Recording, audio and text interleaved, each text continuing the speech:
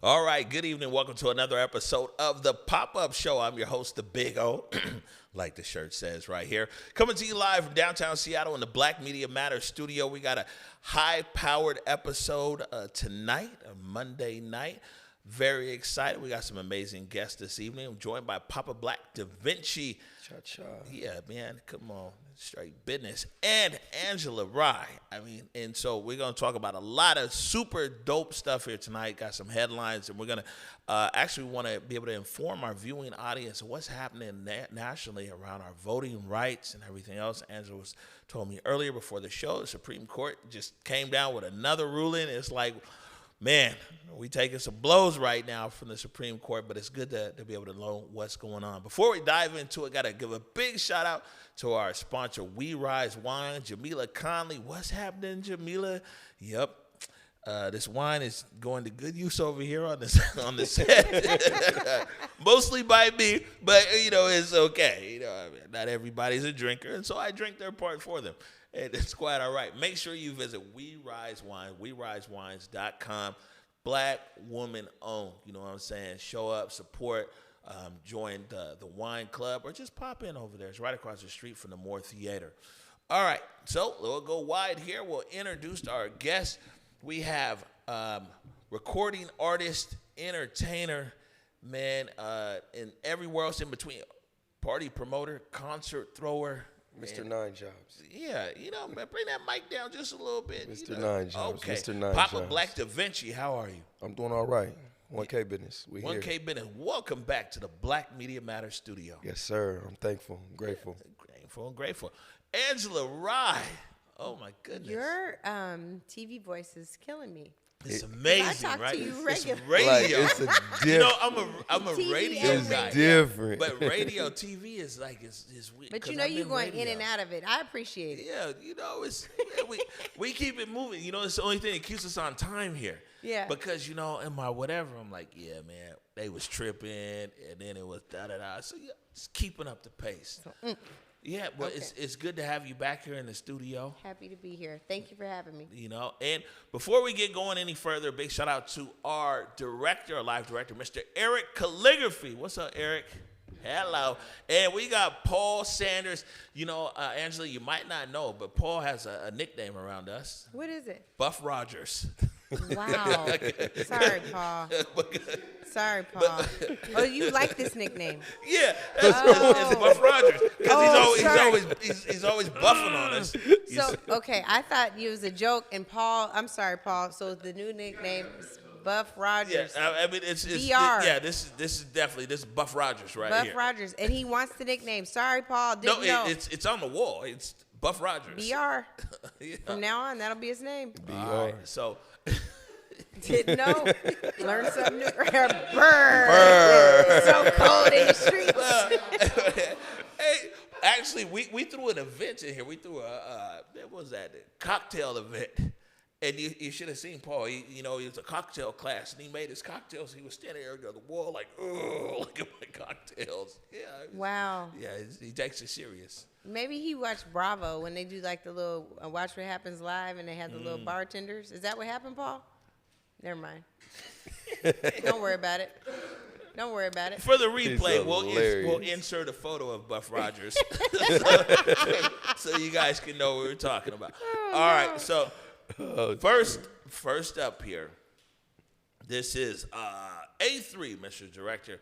We're talking about Spirit Airlines. We're going to jump into some headlines here. We're talking about Spirit Airlines, right? We good to go over here? No soul. And it is coming to us from the Associated Press, and it's they talk about the sudden and historic collapse of Spirit Airlines, which officially ceased operations past Saturday after 34 years of service. The ultra, and let me say that again, ultra low-cost carrier known for its bright yellow planes and deep discounted fares announced an immediate wind down after a potential government bailout from the Trump administration failed to materialize. Very interesting here because they said facing a soaring jet fuel prices driven by the ongoing war with Iran and billions in losses dating back to the pandemic, the airline canceled all remaining flights.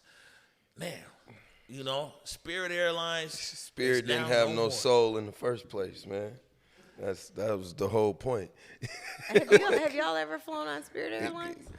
I almost flew one time. And what happened? And when they tried to charge me for every single lunch bag I had on my person, I literally said nah and flew Alaska. Yeah. And it would still end up being less than it would have been with all them damn extra bag charges. Yeah, so, they talking about deeply discounted. Everybody that I know that's ever had an experience with Spirit is like, they charge you for taking 2 steps onto the plane, fastening your seatbelt, you get a charge, turning on the air, you get a charge. The thing that's cold about this is there were people literally at the airport ready to take off. And they just like, we not here no more. They had a Spirit Airlines. Did y'all see they had a Spirit Airlines pilot who was slated to retire that day. He was flying his last flight. And they canceled it. And they canceled the flight. So he flew Southwest, which is also a cold piece. Right. But he flew Southwest home, and Southwest gave him his proper final send-off. I was like, this is just cold. It's nuts. Yeah, They were trying to merge with somebody. So, I mean, there was a few mergers they tried to actually get on, and they got blocked. It's kind of ironic that, you know, like I said, the government, which keeps spending money, they refused to bail them out. But, of course, they were saying that these rising jet fuel prices, which they are, is also a cause. But, you know, I think the Spirit, I mean, they definitely started taxing everybody for everything. But Spirit, like Southwest, when Southwest first started many, many years ago, it opened up the skies for poor people. Poor people couldn't travel on no airplane. It used to be on a Greyhound bus, you know what I'm saying? If you're lucky, take a train because air travel was so expensive. And then Southwest came in and revolutionized air travel for regular people. I think Spirit, in a lot of markets, in some markets that they served, you know, that were their primary markets, I think that was a role they played. But like nationally, you know, the check cashing places in the hood, that's Spirit Airlines. Yeah, exactly. So it's a little different. It's more predatory than Southwest. Exactly. Like, yeah, because I rode Southwest was like cool. 15 years ago, okay, I'm gonna catch this Southwest flight. It's cool. It's fair price. But Spirit, I don't even really, even though it's been around 34 years, I didn't even know about Spirit till like 10 years ago. Yeah. Until the fight started making it on the internet. I swear to goodness, I did not even know what the hell a Spirit was. I'm like, what is that? And I was like, it's the yellow bus, bro. I'm like, I'm not riding on that thing. It looks like the slow bus anyway. No way. I'm rolling with hold on 1 second here. I'm rolling with Angela Rye when Angela says it's kind of like a check cashing place for in the hood. That was the coin. We need to coin that right there. No, it serves a purpose, but it's share with definitely predatory, huh? This flight was $40, but you really spent $350. That's right. How does that work? It just didn't make no sense to me. I was like, nah, it's not happening. Like there are hotels now that have extra fees, like a resort fee, and the resort fee can be $75 a night or whatever, like something crazy. I think that when you start looking at the fine print, you have a little bit of a problem. Yeah, no, that's for sure, for sure. What we're gonna do right now, we're gonna take a quick break, and we're gonna go to pay some bills here. You know, we got some nice advertisers, including the opera promo. You're watching the Pop-Up. This May, Seattle Opera presents the return of Bizet's celebrated classic, Carmen.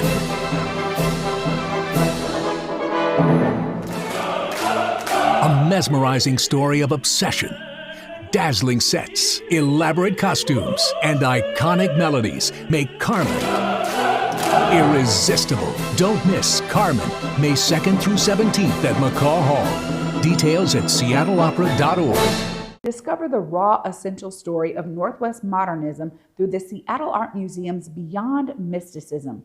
This exhibition features over 150 pieces celebrating the region's natural beauty and urban life. Get your tickets today at seattleartmuseum.org. We'll see you there. It's nice that we have resources to help us, follow our dream and still go to college, continue education. FAFSA has definitely given me the chance to get that post-secondary education that I want to get. As AVID teachers, we really help our students through those processes. So being able to provide all the tools is a gift. The opportunity is the doors are open for him to go to any college that he wants, any university, statewide.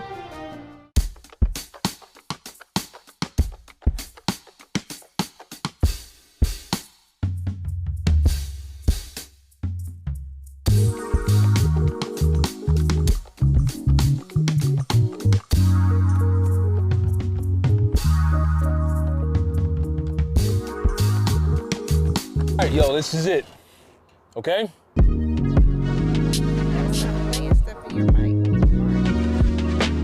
Yeah.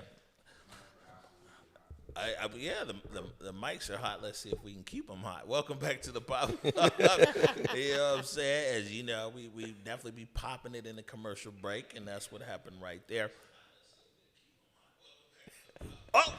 Oh. Look at that. Live. We're live. Oh, my goodness. All right, our second story here. This is something that everybody here should be able to, if you claim Seattle in any kind of way that you could relate to. I'm talking about number A4 over here, Eric. Was I mean Ezell's famous chicken. I talked to the CEO tonight, Mr. Lewis Rudd. Call him my uncle. You see the Ezell's logo is here in the Black Media Matters studio. Ezell's famous chicken was the very first customer of Converge Media over 10 years ago. So it's like, man, it goes deep. Now let's see here. This is some reporting from Cairo 7, the G and Ursula show, and they're talking about here that Lewis Rudd, the co-founder of Seattle's iconic Ezell's famous chicken, who's now pursuing a 42-year-old dream of franchising his business nationwide since opening up the first location across from Garfield High School in 1984. And hello, let me tell you, it was February 1984, and it was during bubbling brown sugar. That's when it opened up. Yeah, it was just a good marketing ploy there. It was like, how can we get all these guys here? The brand has grown to 17 units and hundreds of employees, building a reputation on fresh, never frozen chicken and homemade size. So now they've got one in Oregon. Lewis Rudd is now saying the company is now normalized and its activity seeks new partnership to scale the brand while maintaining its strict core values. So basically, Lewis, man, has been at it, I mean, that's really OG. He's the dean of the class. You know what I'm saying? I mean, they opened a business in 1984 and constantly expanded the business. A lot of people don't know this, but there used to be an Ezell's in Dubai. And when I lived in Dubai, I used to go. Which is nuts. Yeah, I used to go to the Ezell's in Dubai. Yeah. Man, shout out to OG. That's just what I'm saying. Across the waters, man. It sounds like Lewis Rudd is ready for retirement, and also he's like, yo, how can he take this business nationwide? To the next Ezell's nationwide. What are your thoughts on that, Papa Black? It deserves it. I mean, it's been here for so long. And the biscuits. That's a roll. Get you to roll the biscuit, man. You know what I'm saying? And that needs to be national and everywhere else that it can be, for sure. Angela Rye, is it the chicken or the strips for you? Oh, it's definitely the spicy strips for me. The strips. And the roll. It used to be a red Faygo pop, but do you know how much sugar is in the red pop? Man, Faygo? Angela Rydon came in here with the health test man, for I can't everybody. do it. I was so excited last year because I was like, oh, they got red pop Faygo. I was somewhere, and I drank a little bit. I was like, oh, man, this tastes like liquid diabetes. I can't do it. But I will tell you this. One of my favorite things about Ezell's is their constant giving back to the community.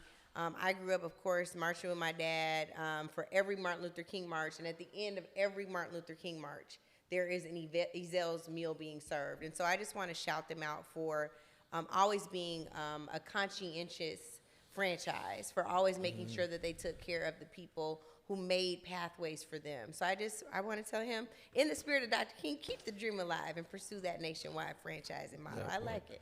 Yeah, you know, I mean, like, Lewis, I talked to him tonight, and, you know, well, it was a text. I was like, sir, I see that thou is making the rounds on the major platforms talking about your major moves. You got to come here and tell the community what's up. And he's like, yeah, no problem.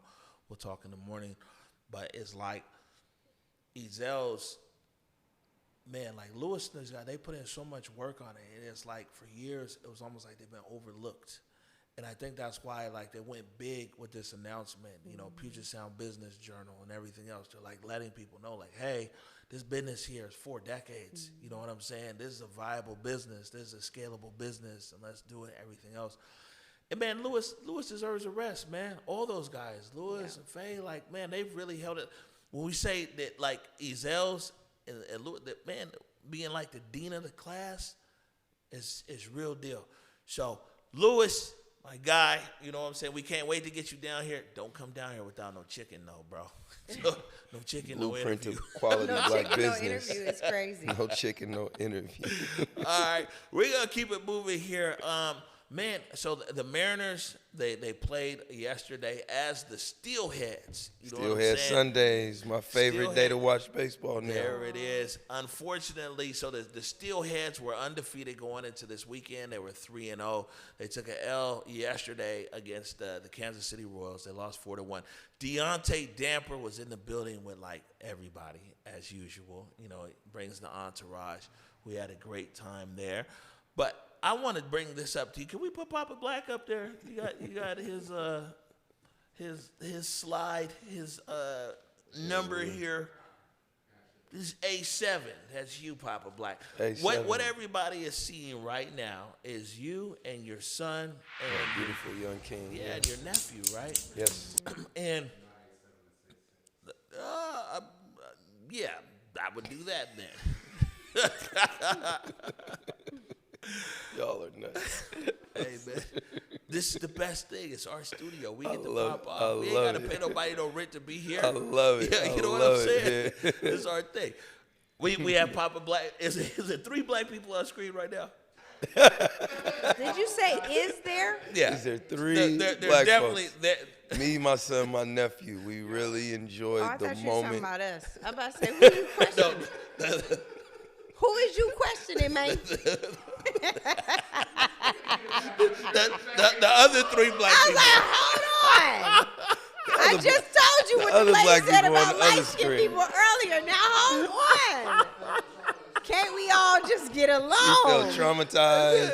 Hey, listen, we were trying to set up a beautiful family moment here until Angela Rye came. So I made it about me. Hold on, here's what we're Black. I'm sorry. Here's what we're gonna do. We're gonna reset the moment. Hey, Papa Black, up on the screen right now is you, your son, and your nephew. Yeah, Tell us that was your first black people. baseball game, right? My first MLB baseball game. I've been to the Sonics when they was here many moons ago as a young kid. Seahawks at the dome that got blown up, you know, when we was there a long time ago. But I ain't never been to no baseball game, no official baseball game, and that was a really dope experience, courtesy of my guy, the big O.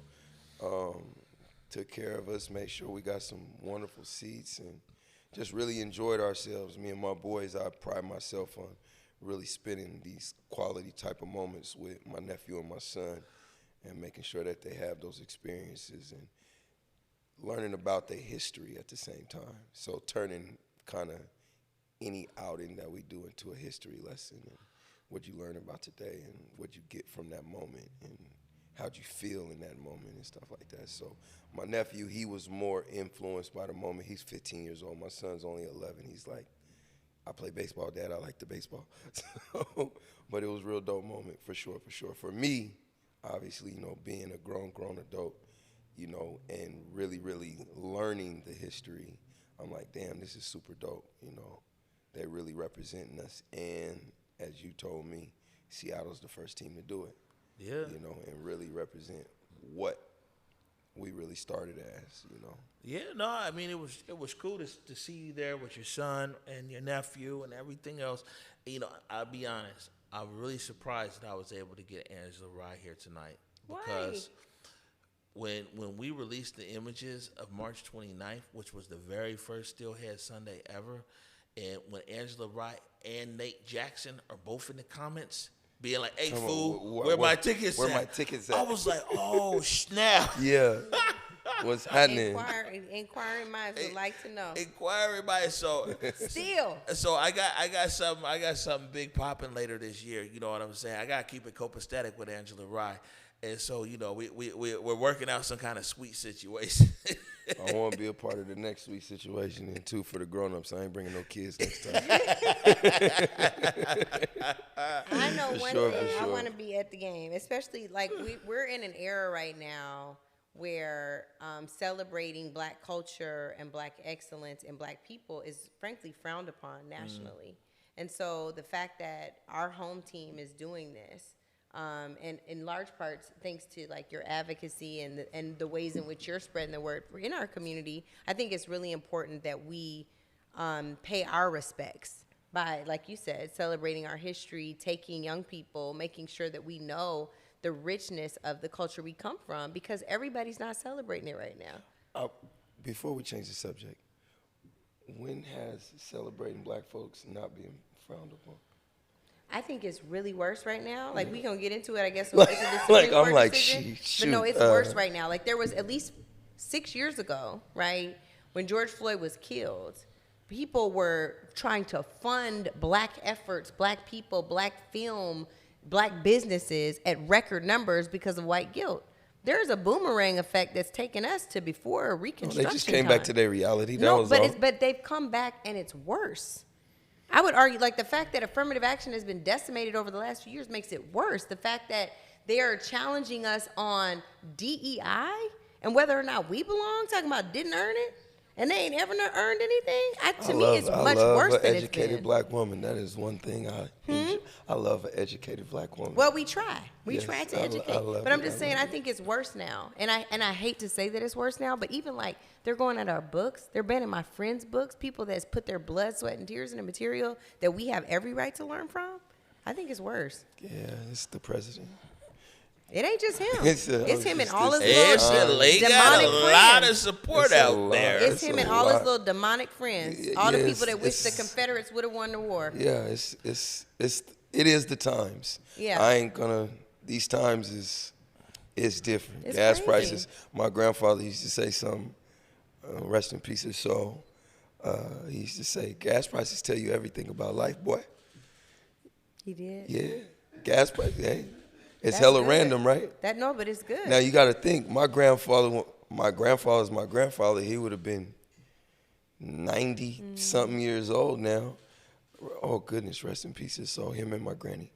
But you got to think. He's talking about a time when gas prices was probably damn 5 cents. Yeah. Like literally, when I was a kid, it make me feel old to think about it now. Don't tell nobody. But gas prices was that 80 cents. It was. They used to say 97 cents. 76 gas station, Rainier Beach, Graham Street on Rainier. What about the 76? Texaco too. He used to say 99 and 97. Yeah. So when I'm looking at my Supreme and it's a 687. No, it says 687. Yeah. Chevron, I'm a Chevron kid. 687. Tell me what type of time we is right now. Bad. And we gonna be paying $9-10 this summer. That's Slap what they yourself. said.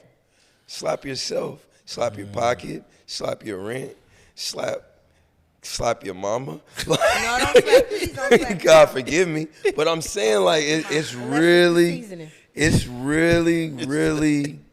different right now. Yeah. And I will agree. Like we're in a place that ain't nobody never seen. Yeah. Cause no, we don't got no chains on, and no, there ain't no whips. But I mean, everybody know we live in Seattle, and the racism is very Covert. On that note right there, I think this is a great way for when you said we live in Seattle and the racism is there. We're going to take a quick break right now. We're going to actually use A7 as our break, and it's a good setup for me because we get a good shout out to our sponsors, Acts on Stage. You know what I'm saying? We got a whole lot of love from them. They got a productions coming up in honor of May being Mental Health Awareness Month. And then June is Black Men's Mental Health Awareness. So listen, we got a lot of that coming your way. We're going to take a quick break right now. We're going to hear from Acts on Stage. You're watching the Pop-Up Show. Yeah, I go see my...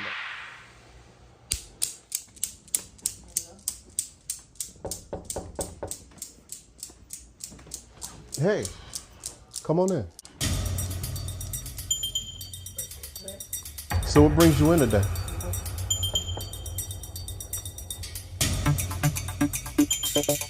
He think he know me. A man can't make a sandwich. He makes me sick. He doesn't know what he's talking about. He's just talking. Me, my family, my dreams, all of it.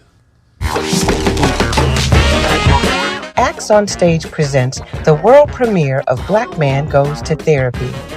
Running May 21st through 31st, this interweaving stage play tells of a reluctant wanderer's encounter with a therapist who's seen better days. Black Man Goes to Therapy is written by Jeremy Rubin and features Ariel Davis, Joshua Webb, Carl Covington, Courtney Williams, Franklin Johnson, Zakiya Carter, and Jeffrey L. Cheatham II, with direction by Isaiah Anderson Jr.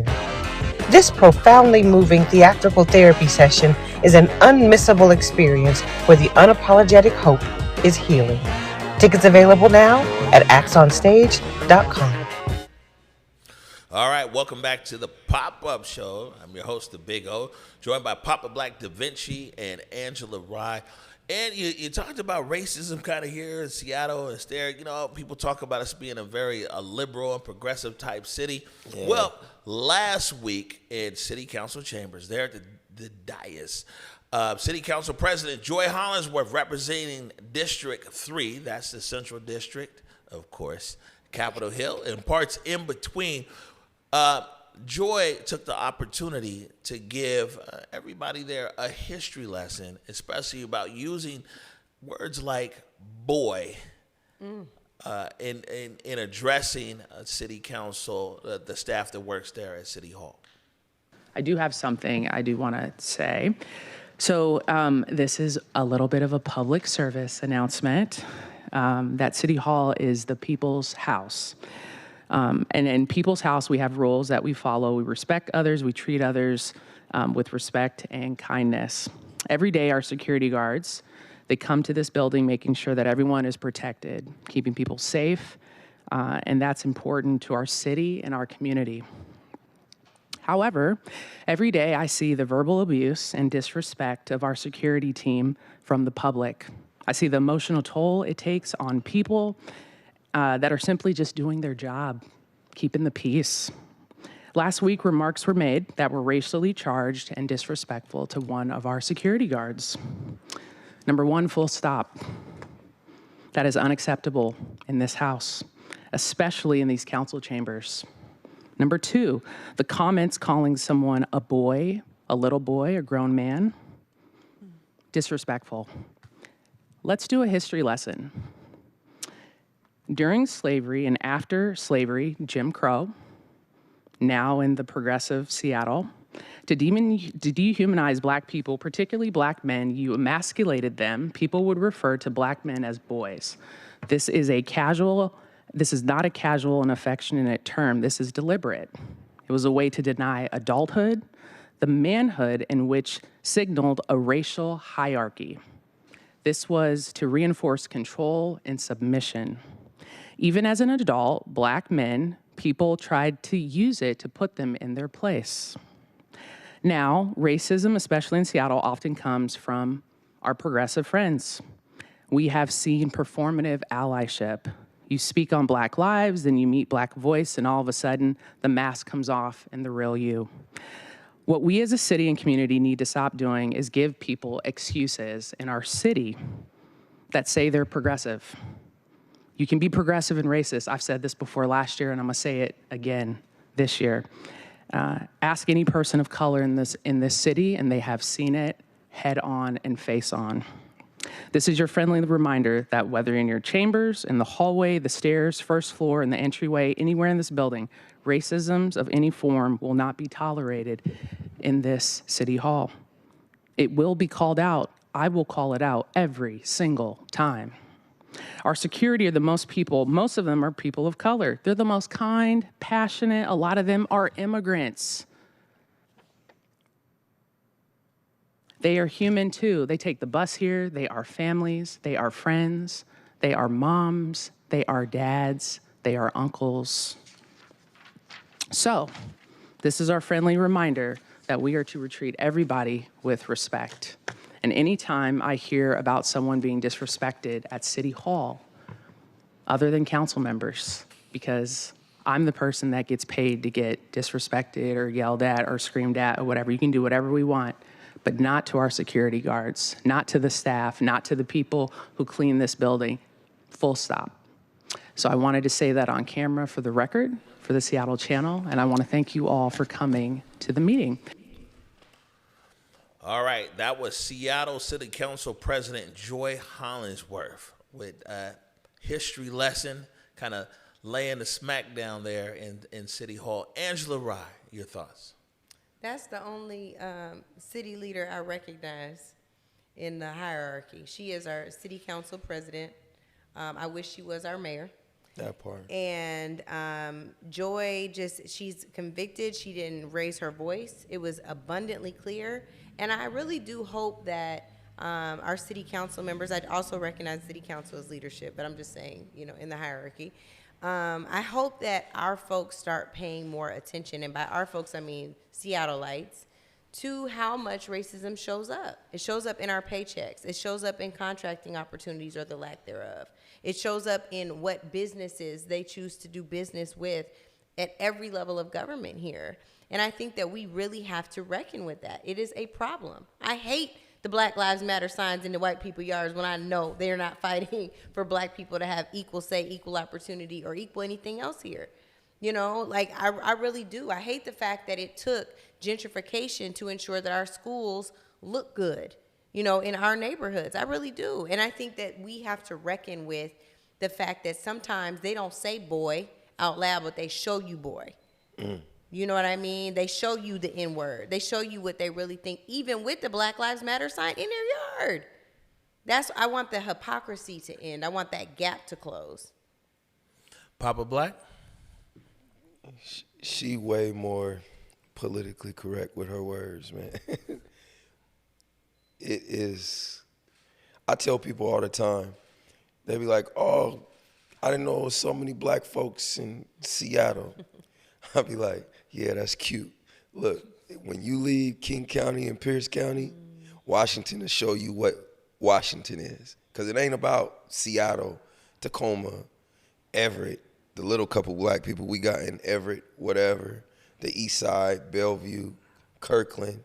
That stuff is all cute.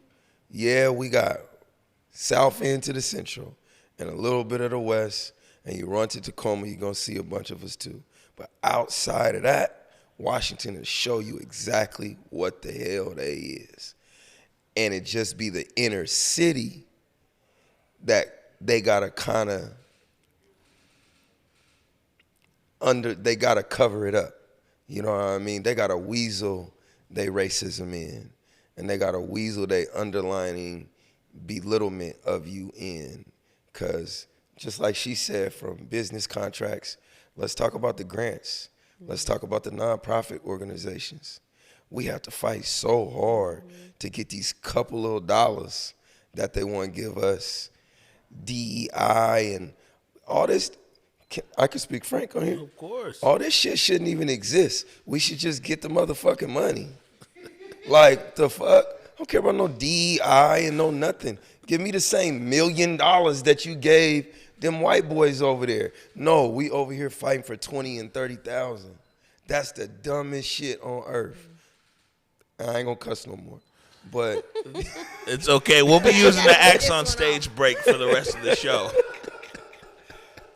Acts on Stage won't mind. We're gonna use their break. It's okay. No, that subject just really is home for me because I watch my partners fight for. I'm a marijuana dispensary recently licensed holder and all the stuff. When they first did the marijuana licenses 10 years ago and all the shit, even 5 years ago when they made a fresh distribution for marijuana license, they gave these boys $250,000, $350,000. Here, go do what you want with it. Spin it how you want. Open it the way you want. I got approved this time around. They said, I got approved October 22nd, 2025. It takes 365 days minimum unless you already have all the capital to open up your dispensary. No matter what, it almost takes you a year to find a location, zoning, renovation, hiring your staff, security team, building the proper aesthetic. You don't want to just open up a hole in the box like most black folks do. They just open up something to say that they open. No, I want to own a proper, aesthetically clean building. And I want it to look just as good as Have a Heart or just as good as Kush 21 or Zips and all these different things. You know, they say we're going to give you a $100,000 grant, but you have to have $100,000 spent and we'll reimburse you the money. Wow. What kind of fucking grant is this? That's King County grants. That's a no such thing. I never heard of a grant that said I gotta have the money to get the money. That's crazy. What was the point of a DEI? What was the point of a social equity? Social equity means it's supposed to be socially equal, which means we supposed to get the same treatment that them motherfuckers got.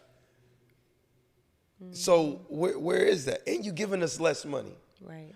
You're giving us less money on top of that, saying we had to have that money ahead of time, knowing damn well we not in the same position. Yeah, I think that what you're saying is that the sham shuckle, the run amok, the banana in the tailpipe the banana also extends to the cannabis business. Because everything that you're saying here is, that's what Papa Rye was dealing with, and even before him. I mean, well, that's what I said about, nonprofits and everything. I was bringing the fact up. About our fair city and our fair county. Unfair. Is that it's full of people that voted for Barack twice. They have Michelle's book autographed. They love the idea of black people, but they be scared as shit to hang out with you, Papa Black. When I talk, they love me. When they look at me, they scared of me. That's a fact. But they voted for Barack twice. And they got Michelle's book. But and they love the idea of would black never people. Go have a drink but when with me Papa ever. Black shows up, look at all them shiny teeth you got. When you show up and Not smile the at shiny them, teeth. oh, they run away. Yeah. Yeah. That's where it is. And I think that trying to make shit shine, man. Yeah, people like Council President Hollingsworth, I think that it's important at the position that she's in, that somebody at that position of leadership is able to ask Seattleites to look themselves in the mirror and say, like, who are you really? Honestly. Yeah. Just be truthful. If you don't like me, just, hey, keep it 1K, as I say. Well, they don't have to like us. They do have to respect us. Oh, you have to respect our personhood. That's one thing about what I love about black folks in Seattle is we're going to make you respect us. Yeah. We're going to force disrespect out of you because you're not about to just disrespect me. I think that is our intention. I don't know how successful we've been at it because we won't unify. If we were unified in that approach and at least at the bare minimum agreed at the bare minimum to do no harm to each other and to make sure that we love each other enough to respect each other so we can collectively demand their respect in what they pay us what they owe us. Giving us the proper grant dollars, giving us the proper investment and access to capital, I think it looks a lot different. But because we don't even do that for ourselves, they will excuse their behavior, right? No, you're right about that. And I'm coming from a different perspective because Well, my father had tell me, you're not a man until you're 40 years old anyway. And I just turned 44.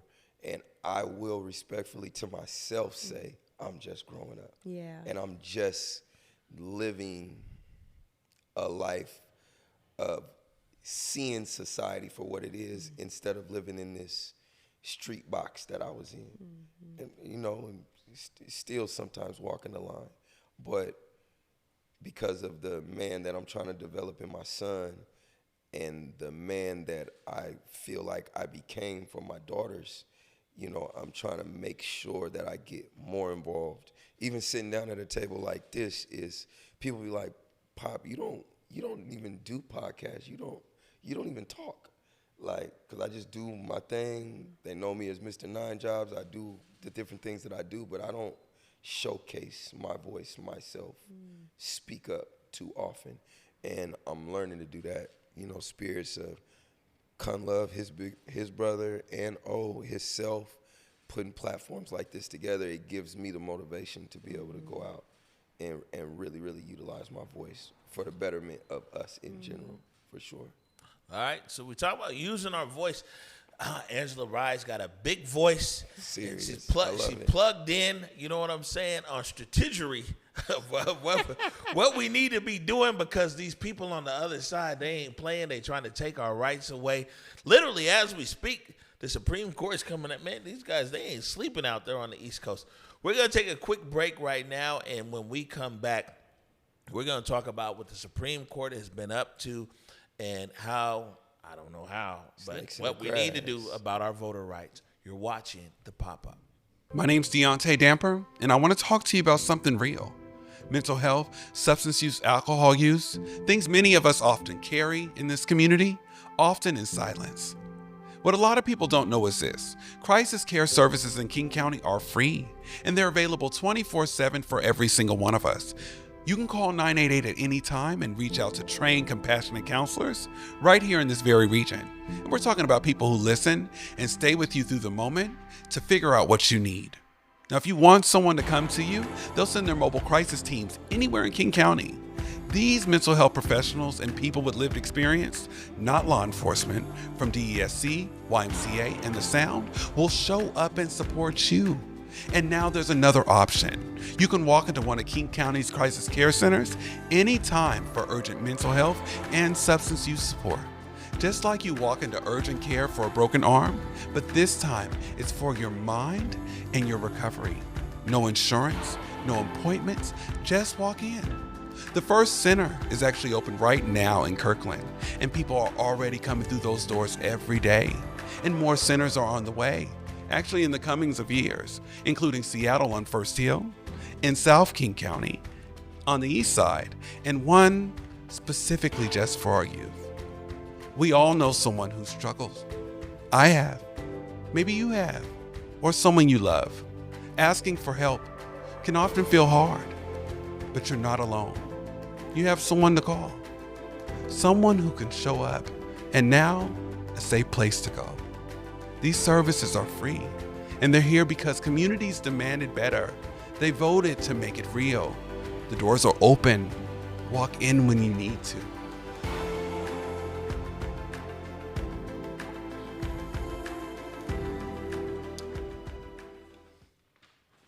All right, welcome back to the Pop-Up. I'm your host, the Big O, joined tonight by Papa Black Davinci and Angela Rye. Man. All right.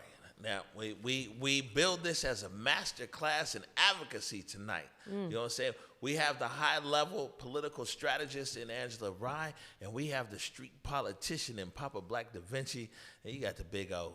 Ooh, I'm just here for a good time and not a long time. But, you know, we're putting it all together tonight. We want to go ahead and put this up here, Eric. This is C1. And this was Ambassador Andrew Young. And if you know anything about civil rights in America, you know Ambassador Andrew Young. He did an interview with CNN, and it says, Andrew Young says the Supreme Court will go to hell for weakening the Voting Rights Act.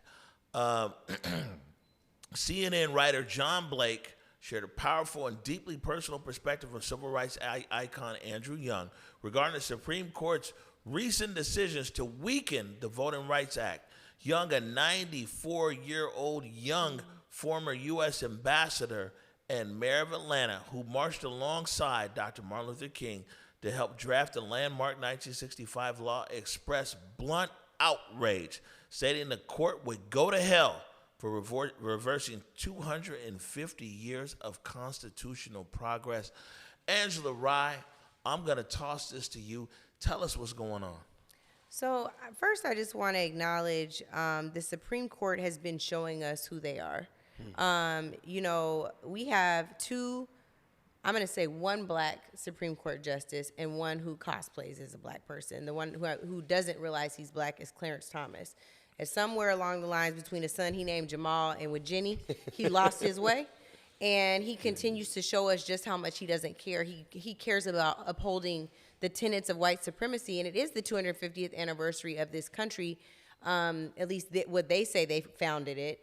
And I would argue with Ambassador Young that it's not been 250 years of progress. There's been progress and then there's been retractions. And I think we're in a serious season of dangerous retraction. So when you look at the voting rights decision that just came down for the Supreme Court, this time, this is the nail in the coffin. It's been Section 5 that was gutted by Shelby versus Holder in 2013. Is Omari not listening to my history lesson, but that's okay. And then just a few years ago, they were working on gutting Section 2. This last decision from last week, which is the Louisiana versus Calais decision, guts Section 2. And what they are essentially saying in this decision is, you know, if you all want to draw congressional and state legislative districts by political representation, that's fine. But we no longer support racial representation. So in Louisiana, a third of the population is black. They're saying that a third of these people, of us, don't deserve representation. So when you go back, the one thing that black people love to talk about is 3/5, right? The 3/5 compromise came up in the Constitutional Convention in 1787. They're saying, don't worry about your 3/5. We're gonna take you down to a fifth, right? We're gonna dial you all the way back to 1/5 of your humanity. You don't even deserve to be represented by 1/5 because you should not be able to elect someone who looks like you, whose politics are like yours. We want to divide it up evenly based on where you all live. Now, you all know all over the country, we are experiencing gentrification. Black people can't afford to live next door to each other. We might have similar ideology, but we're spread out across zip codes. And so what they've tried to do is draw districts that are still based around ideology and cultural representation. They were like, no. And then today, what makes matters worse, you were talking about what happened earlier today, they said, we know that we normally take 30 plus days to issue an opinion. Louisiana's in the middle of an election. People who vote in Louisiana but are in the military, they got their ballots delivered on April 1st. This election was slated to take place on May 16th. They're canceling the election. 2 black members of Congress are not going to be on that ballot because right now the Louisiana state legislature is redrawing the maps. And the Supreme Court of these United States said that's permissible. That's what we're in right now. And so for the people at home who say, I don't want to vote because my vote doesn't count anyway, don't worry about it. They took it from you. You've been saying you don't want to vote because you're not represented anyway. Because you did not vote, now you don't have the right. Congratulations. Or you have a mic, or do you gonna sound like far away? Okay. Mm-hmm. About voting mapping, right? I heard everything you said, and I know from the rearranging of voting mapping and how they're doing it. Can you talk about the different cities that after New Orleans that are adopting the same mindset and they're going to rearrange the maps? Yeah. You're talking about the other states. The other states. Yes. People think it's only one state, but there's No. This is, so first of all, this has been happening all over the country. So people think this began this year. This happened in 2010. So the last time the United States Congress voted on the Voting Rights Reauthorization Act, it was in 2006. What happened between 2006 and 2010? Barack Obama. Bam. So they were like, oh, y'all got your little Negro president. We not racist no more. We don't need these maps. We don't need any of these protections because y'all are good. So in 2013, again, the Shelby versus Holder decision came down. They said, we don't need states to be pre-cleared before states needed to turn in their maps because they were racist, naturally racist. Didn't matter if the Confederates lost the war. They were still in charge. So they would have to send in their maps to say, look, our map's not racist, right? Get it cleared. They don't have to do that anymore after 2013. Then there was another decision with Arizona. I believe that was 2018. I might be wrong on the year. And then there was this year. What's been happening all year, normally we have a census every 10 years. These maps are redrawn for the census. Donald Trump said, find me some more Republican votes. So they were like, okay, no problem. We're going to redraw the maps in the middle of a term. They call it midterm redistricting. They're in the middle of this term, because we would be 2030, they're redrawing the maps right now. Tennessee is about to get rid of a majority-minority district. Alabama just got to. They're going to redraw to get rid of a majority-minority district. Mississippi could potentially do this, but they've already had their primary. But based on what's happening in Louisiana, now there's precedent to just forget about a primary where people are already voting. So we're talking about what Fannie Lou Hamer fought against, what Medgar Evers was assassinated for in his driveway, right? Like, there are people who fought this fight already. We're going back to that time. And so that is the part that is dangerous to me. I know that our people need basic needs taken care of. We're talking about gas prices, talking about being able to afford eggs, being able to work a job. But if you don't elect people who represent your interests, those things will never change. We had progress. No, it wasn't enough. But I ain't trying to go back to the 60s. I'm not trying to go back to the 50s. I'm damn sure not trying to go back to 1787. You know what I mean? And I think we have to talk in those terms. We're in crisis. There you go. So do we as a people, you're somebody who has your finger on the pulse. You have, your podcast. You actually do a lot nationally and locally. Do we as a people understand that it's a crisis? Omari, I will tell you this. When you look at social media and what's getting traction right now, I want to shout out my friends at Onyx Impact. Clay and Meg, the Iran war, this is just now starting to break through. And if I'm honest with you, I'm going to tell you, like, the condition of my heart versus what I grew up working in. The condition of my heart is I understand why people are frustrated with the system. I'm frustrated with the system. I don't feel like it's ever represented us. We're talking about our own city, right? Where they're calling a security guard boy, and this is supposed to be a liberal bastion, right, in the city council. Liberal bastion where we should be seen in Black Lives Matter, and yet we don't. We don't see our fair share in contracts. We don't see our fair share in jobs. We don't see our fair share in educational resources. Imagine seeing what that might be like in the South, in the Mississippi Delta, where people still don't have floors. They have dirt floors. Imagine telling them, we need you to go out and vote and vote like your life depends on it. It's the most important election in your lifetime, and you don't have clean drinking water for your kids. I think that we're missing it by telling people to vote and not showing people how their needs can also be met. We have to do both. I think where we failed our people is we've not focused on both. We've used it as a transaction and not as a place to garner political, economic, and social power. I would agree with that. That we don't see the get back on it. Yeah. We're pushed to vote. And, I shot 2 films down in Mississippi, down in Jackson, Mississippi. And we got our Emmy-nominated film Reconciliation Tour, and we were down there on the campus of Jackson State University, where in the city of Jackson you couldn't drink the water. Yep. And you see poverty.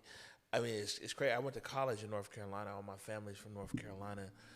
But you don't see the heart of the South until you get to Mississippi. Yeah, that's right. It's a whole different kind of South that you get in Mississippi and Alabama. And you're right that, our needs aren't met. People come for the votes. Our needs aren't met. It's such a quagmire sometimes. But that's the thing. Our needs are not going to be met unless we have people who look like us, think like us, have experienced what we've experienced in the office. Because then they're like, oh, that policy actually would have impacted how my grandmother lived. You know what I mean? So we don't get the changes we need unless we elect the people who think like us and are pushed by us. That's the whole other point. We were talking about unity earlier. We got to be of the same mind and have the same agenda. We're not even doing that. And what I don't want to wait for is for it to get worse. We told people before the 2024 election, it can get worse. You know, nobody believed that. I don't know why. It gets worse before it gets better, too. It sucks. But it ain't going to get better if we don't push for better, you know? And Papa Black, a question for you. I mean, you make music, and a lot of your music, of course, is geared towards younger people and things like that. How engaged do you think that your fans are and people are listening to their music in these things? Do they find it as serious, or just the old folks is tripping? They're telling us to vote. They're telling us the world's gonna end if we don't vote. Right. You know what I'm saying? Right. How much engagement is it in the music and actual political scene? I believe that there is a section of the new, very, very young generation. So I don't know what's after XYZ, whatever they call it now, whatever, but I'm talking about a young 14, 15-year-old kid. They are paying attention. When we talking about the 19s, the 20s, and those is the kids that was really, really, we're talking about a 2000 baby. So those are the kids that was really raised off the computer, internet, Facebook, Instagram, in the MySpace era, whatever, they live in the computer. But my niece, my nephew, some of them don't even got Instagram. They don't even be on TikTok. Like, hella more private, hella more aware of reality. And like and I was like very surprised. I'm like, you ain't got no Instagram? No, I don't be liking that stuff. I'm like, well, that's different. So it made me pay attention that maybe there is a trickle of consciousness that is going into this next new generation, because they don't take no shit neither. They don't really play about their righteousness and their rights and their power, because they also very spoiled. And they feel like the world, because we as black folks kind of give the world to our kids now already, they feel like the world is theirs. But it's also going to be a slap in the face of reality when they see that it really ain't. And they going to be the ones to fight for it, because we going to be past our time. And they going to be the next ones to really change it. But this middle age of give or take, I want to, grown folks right now, let's just say young 18, young 17 to 30, they still living in a twilight zone some damn where, like, it's not really reality to them, because they living in their phones. Angela, the Supreme Court is just that, the Supreme Court. That's the highest court in the land. Yeah. So what options do we have? Yeah, I think that the first thing that I would tell you is I think there's still a legal pathway. We still have to sue. Litigation is still an important part, if for no other reason, just to lay the groundwork for history, that we were on the right side of history. There's also legislative pathways. There are a few because they've dominated even state legislatures. Republicans were brilliant about, and white conservatives were brilliant about how 30 years ago, they went for every position from dog catcher all the way up. And now, while Democrats were somewhere else, the Republicans were very be in every single local office. And they're about to do it even more so because they've redrawn these maps. I think the other thing that we have to remember is we have always been a powerful people. Even when we don't always agree. My co-host on Native Land Pod, our podcast, Andrew Gillum, talks about it was 10% of the people in the Montgomery bus boycotts that lasted over a year that ensured that we would be able to sit where we needed to on the bus. 10%. What? But when you hear about that historically, you're like, oh, we all did that. Yeah.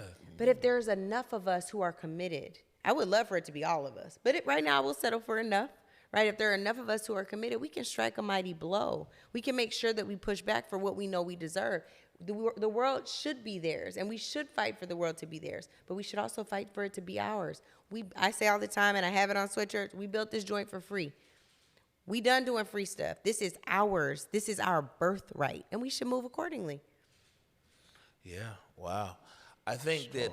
I'm sorry, go ahead, Papa Black. No, I'm just saying the words that she's speaking. Yeah, strong, no, it's real, it's deep. Man, we True. bring Angela here for a reason, man. You Teach, know what I'm saying? We can bring her something. back another time. We should talk to you about health, stop vaping, Yes. carotid arteries, all this stuff. You guys be careful. We need y'all to survive. Black Lives Matter all the time. With the police, to take care of your health, your mental health, your wellness, all of it. Yeah, see that's a whole nother episode.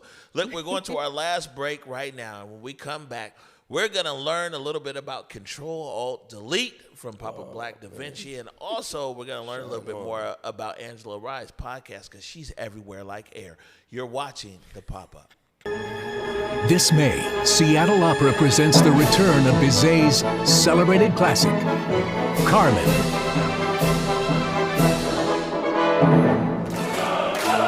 A mesmerizing story of obsession, dazzling sets, elaborate costumes, and iconic melodies make Carmen irresistible. Don't miss Carmen, May 2nd through 17th at McCaw Hall. Details at seattleopera.org. Discover the raw, essential story of Northwest modernism through the Seattle Art Museum's Beyond Mysticism.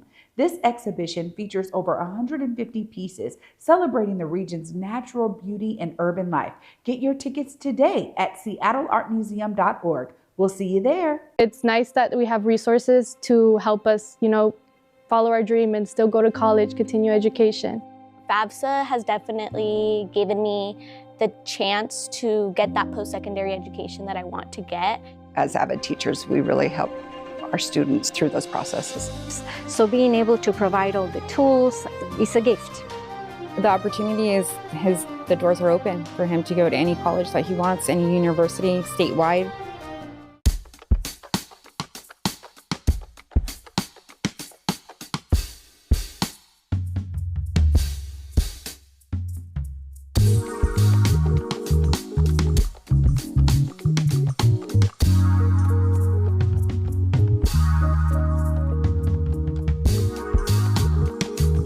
Yo, this is it.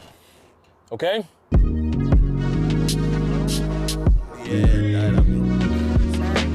Jeez. All right, that's Director Eric Calligraphy over there, coming with intention and authority as he does his countdown. 5-0. Yeah. Whoop, whoop. Not the sound of the police. Sorry, we have ADD. Sorry. Listen, we over here popping off like we supposed to on the pop-up, bruh. Commercial break means nothing. Nothing. All right, Popup Black Davinci.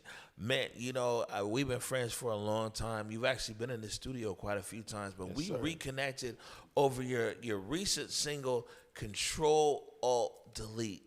And the joint's hard. We gotta play it for Angela here when we get off air, man. Like the joint is hard, and it hit me in a way. Like in the song, you're like the whole system needs a reset. Control Alt Delete, and actually talking tonight about like how because I called you and I was like, yo, bro, this is an anthem right here. I said, I don't know if you realize this, but you know what I'm saying? The system is rigged. The whole system does need a reset. Yes. Control Alt Delete. And we had that conversation. Anyways, you tell us about the track. Well, as I was telling sis here, I don't talk about myself much and shit. But, people that know me for real, and there ain't a lot of people that could get close to me nowadays, but people who really know what I'm from and where I come from and where I've been, they know that I was really, really, really in the streets. And nothing about what we was raised on how the grind and what we did it for is the same. The youngsters nowadays, what they promote nowadays, the reasons that they do the things that they do nowadays how they show what they do nowadays. Just nothing's the same. And I don't mean to sound like an old dinosaur or some baked out old school dude, but because I'm really with all the shits. But it just need an ultimate reset, because the reality of these kids is just fucked up. They not living in no real place. Don't nobody care about life no more. Don't nobody care about grind no more. Don't nobody really care about taking care of their mama no more, taking care of their kids like they supposed to no more. The reason why I've been off the porch since I was 12 years old. And when I'm talking about off the porch, I mean off the porch. I'm from Rainier Avenue, 53rd and Henderson. Grew up in the village, VPs before they burned down. Used to be scared to get on the bus to go to the Central. Those days when you couldn't really cross those lines, and it was not okay to be from this side and go to that side. When we grit and when we grind it, mind you, I work a 9 to 5, and I'm a business owner. 9 jobs. You feel me? And I can go to the Central now y'all freely ain't there. now. I can go to the Central freely now in the West and anywhere else around this nation I want to move to. But when we was young, we grit for a different type of reason. Like, we grit not because necessarily I wanted these Jordans or this new PS2 that came out, or I wanted to trick off to this chick or whatever, and just, that's a whole nother story. Yeah, them stories be long too. Boy, oh boy. But we grit because my stomach was touching my back. I was eating sugar sandwiches. I was drinking water with my cereal, for real. There was butter sandwiches and wasn't nothing else in the house. Gotta go to my auntie's house where my uncle was gonna make me breakfast every single morning, because my mom might not got it right now. So these are the reasons why we got in the streets. I don't get in the streets because social media told me that I gotta have $100,000 by the time I'm 17 years old, and I gotta be able to buy this car and blow it on this girl and buy this Gucci bag or whatever the case may be. Like, so I just kind of was in a space one day when I heard this sample. Shout out to It's the Track Addict, who produced the original beat of that. And I write 3 o'clock in the morning, 2 o'clock in the morning. I vibe in the dark. I hear something. I go. And I just started writing. And everything just started coming to me. And every feeling that I felt about the reality of today. And it is like what you said when you hear the song. It's like, nah, this ain't just the game. This ain't just the streets. This is society. Where we living, what the whole subject of this show today, you know, the government, gas prices, everything. This is a new fucking reality that we living in right now. And it all need a reset. It all need a change. We all need to come back to seeing things for what the hell they really are, and not living in this fog, figmentation of what we think it's supposed to be. And we need to really show ourselves what really is. Like, look yourself in the mirror, know who you is. And I feel like we don't really know that, because everything's a filter. You know, the girl that you see on social media ain't real. Everything is AI. If I look at her lips, they're blown up. When I seen her in real life, it's not the same. Her face looked hella smooth on Instagram. Why it don't look like that right now? Just every aspect of reality is not reality. And I was watching, I be on YouTube. I watched I don't watch like full podcasts, but I watch like little educational joints that pop up sometimes. And I was looking at this street dude. I can't remember his name, but he was just saying, excuse my French, real nigga. Real niggas is not real no more. Yeah. Like, a real nigga is actually fake today. That's real. Because that's what's projected. Because that's what he's showing you on the computer. But in real life, when you see that person, it's not even the same. Yeah, real one is, It's not, when we say a RN, we say a real one, I'm organic, I'm authentic. You're authentic for Instagram? For the gram, it's like. That's it. Nobody's real in real life. The responsibilities of a real one ain't glamorous on IG, bro. You ain't getting no traction there when you really, you know what I'm saying? So people wonder why, if I'm taking too long, tell me to stop. But people wonder why I don't show certain things about my life on the computer. And I'm very strategic in what I let you see. Fucking right, I sold dope most of my life. Damn right I was in the penitentiary. Damn right I gangbanged to a T. But do I show you that every day, every time you see me? Do I show you 30,000, 50,000, 100,000? Do I brag about the chain around my neck? Do I brag about the teeth that I wear? I don't talk about none of that. You know what you see on my Instagram? Me in the club, because I am a promoter, nightlife promoter. I show you all my events, because I want you to come to my party, for sure, for sure. I want you to, 1K, look me up, 1K Lifestyle LLC. VIP. Yeah, everybody gets VIP in this room. Just holler at me, I promise you. But outside of that, the showcase of that, because that is my real life, I'm going to show you me with my son. I'm going to show you me with my nephew. I'm going to show you me when I get with my daughters and they give me this big old hug. I'm going to show me when I'm on this regular-ass 9-to-5 job on a shipyard and I show you the sunset on the water and I say, yeah, because you can do that and you can do this. Because the projection that everybody got now is you have to be one or the other. I think that you have it's a unique situation because you're very transparent in that.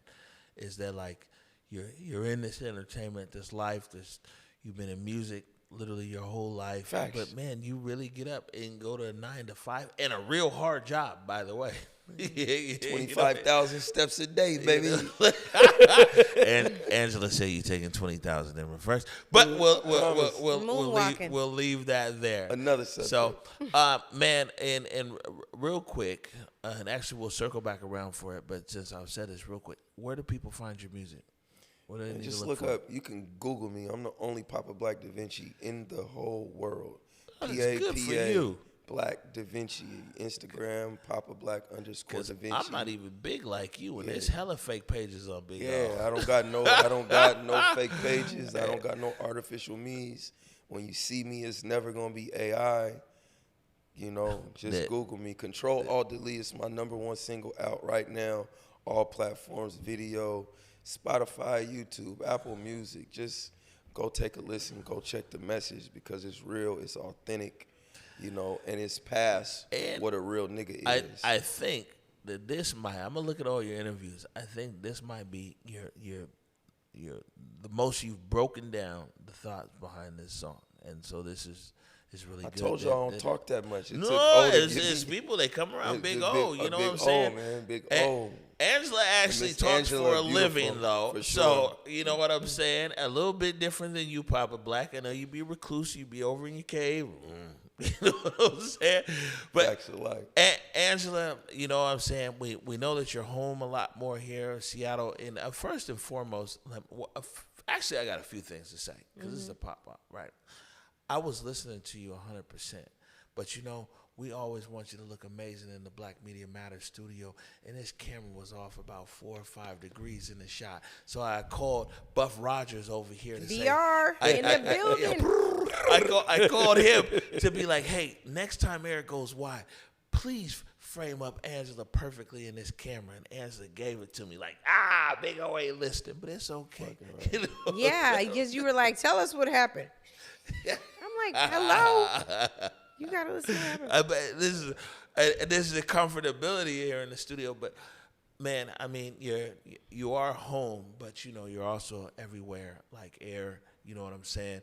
For people that don't know, like man, Angela comes from a family of life. Really, I couldn't really see you doing nothing but what you're doing right now. You know what I'm saying? Like predestined. Yeah, like named after Angela Davis. I didn't have a choice. Like, come on. Yeah. You know what I'm saying?